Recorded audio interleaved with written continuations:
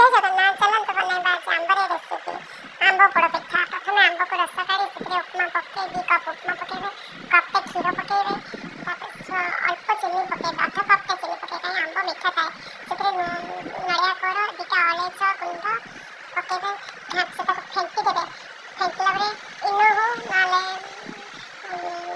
खारो खाइबा सोडा पकेबे, स्वाद अनुसार लुण पकेबे। गोटे प्रेसर रे घी पकई से टोटा को सेमी टिके पकेबे, टेस्टी तार बास्ना बहुत भल आसे। सेथरे पकई ऊपर नड़िया कोर आपण जहाँ देबे पकई पारे, काजू किशमिश जहाँ भी पकई पारे। किशमिश तो बहुत खट लगे, भल लगे नहीं पकई पाई। ताको ढांकण दे बंद कर देबे, किंतु सिटी बाहर कर देबे ना प्रेशर फाटी जाबो।